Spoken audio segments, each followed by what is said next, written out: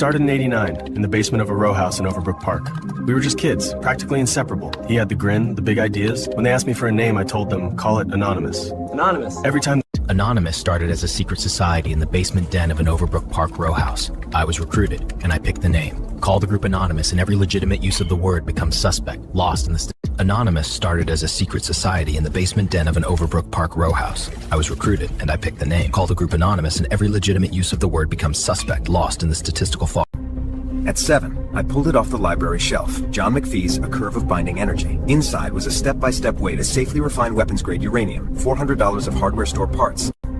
At 16, I wrote a paper that shined a light on that paragraph. It felt like an insurgency, my own fifth column, quietly seething at the ungloved bludgeon of American foreign policy.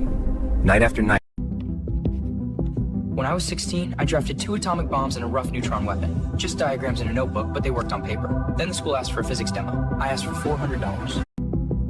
When I turned in a 55-page term paper, it wasn't meant to be prophecy. It was mostly fiction, about the future virality of idealistic thought. David Simpson read it and said we should try it. 2 weeks.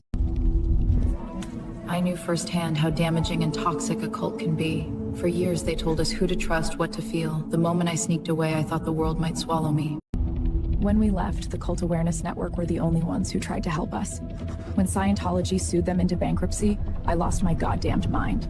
I silently declared war. In my head, I decided to take on the biggest cult in Hollywood. Because nothing says relaxing weekend. Like poking a megachurch with a stick. They sued the only people who ever helped me. That made it perfect.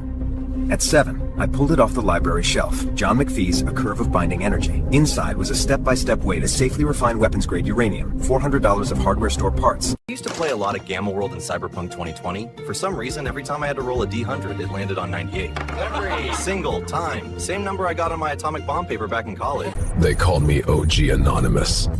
The blacklist was never about safety. It was about control. I cracked it then, and I'll crack it every time. Good afternoon, Woodlawn and Valley Forge cadets. Today we're unpacking the nuclear triad, the 3 legs of America's strategic deterrent. First, the land leg. Stealth and heavy bombers able to carry nuclear or conventional payloads. Fire. I am known by many names. Today, I'm the Haru that can read. So, what shall I read next?